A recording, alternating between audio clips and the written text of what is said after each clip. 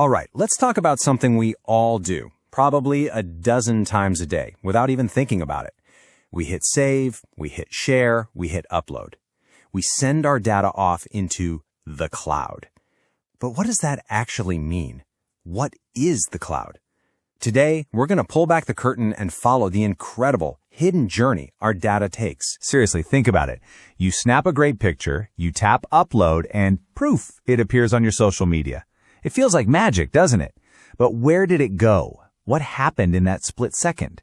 Well, that simple click kicks off a wild journey, and that's what we're going to explore today, following that one little photo from your phone into the massive, complex universe of the cloud. So, first things first. Where is this place? When your data zips off your screen, it's not just floating around in the air. It's entering a whole new digital world, one with its own geography, its own rules, and, believe it or not, its own life cycle. And it turns out pretty much every piece of data, whether it's a top-secret company blueprint or a video of your cat falling off a chair, lives a surprisingly similar life. It gets created, then it needs a place to live, so it's stored. Then an app needs to use it. Maybe you share it with someone. Later, it might get put away in an archive for safekeeping. And finally, at the very end, it's supposed to be destroyed. The key thing to get is that every single one of these stages is a potential weak spot that needs defending. Okay, now prepare to have your mind bent a little. Your data isn't just sitting on a single computer in a warehouse somewhere. No way. To make sure it's always safe and you can get to it super fast, cloud providers use what's called data dispersion. They literally chop your data into little pieces and scatter them across tons of different servers, sometimes in totally different parts of the world. It's an amazing trick for making sure your data is never lost, but you can imagine it makes protecting it a whole lot trickier. And not all storage is the same. There are two main flavors. You've got long-term storage, which is like a secure archive box in a digital vault. That's for the important stuff you need to keep for years, like backups or official records. But then you have ephemeral storage. Think of this like a temporary sticky note. An app just needs it for a split second to do a calculation or load a page, and then it's instantly crumpled up and thrown away. Knowing which is huge for managing security. So you're probably thinking, if my data is chopped up and scattered all over the place, how in the world is it kept safe? Well, this is where the digital bodyguards come in. There's a whole toolbox of really clever tech designed to shield it from anyone who shouldn't see it. The first, the biggest, the most fundamental bodyguard is encryption. Honestly, it's the bedrock of all data security.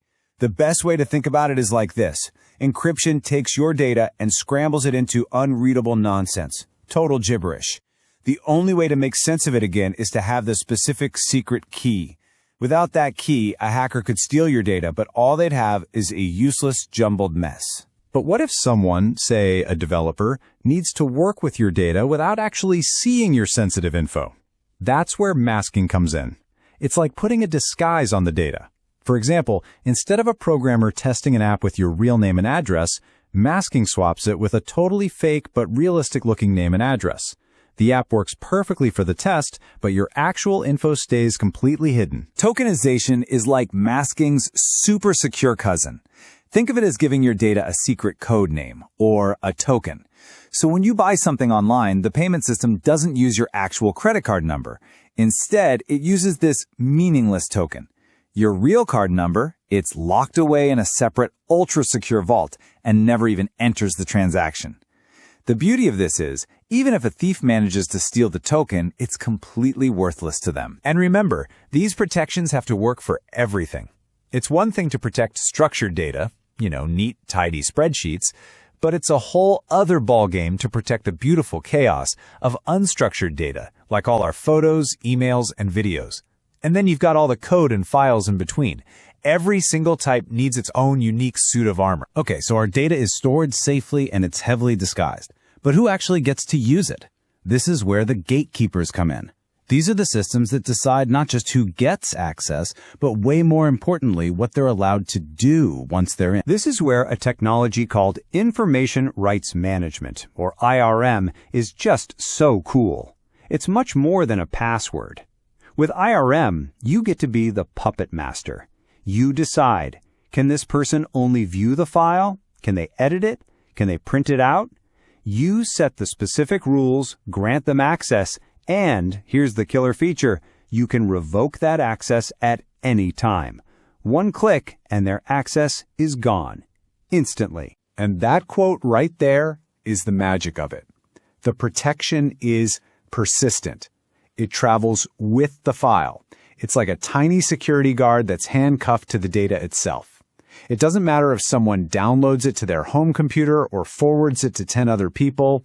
The rules you set, like view only, stick to that file no matter where it goes. You are always in control. And that brings us to the final stop on our data's journey. Its legacy. Because every single thing that happens in the digital world leaves a footprint. It creates a permanent record, a digital paper trail that's absolutely essential for accountability. So at some point, data gets old and needs to be securely deleted. But what if that data is suddenly part of a legal case? That's when a legal hold slams on the brakes. It's basically a giant stop sign that overrides any and all deletion rules. It freezes that data in place, perfectly preserving it so it can't be destroyed whether by accident or on purpose. And when data becomes evidence in an investigation, its integrity is everything. The chain of custody is the meticulous, unbreakable log that tracks every single touch point. Who had the data? When did they have it? What did they do with it? It's a chronological paper trail that proves, beyond a shadow of a doubt, that the evidence is pure and hasn't been tampered with. And all of this, the logs, the trails, the controls, it all leads to this final, incredibly powerful concept, non-reputation. It's a fancy term, but it means that digital fingerprints are so clear, the proof is so absolute, that a person cannot plausibly deny that they took an action. You can't say it wasn't me. It's the ultimate accountability.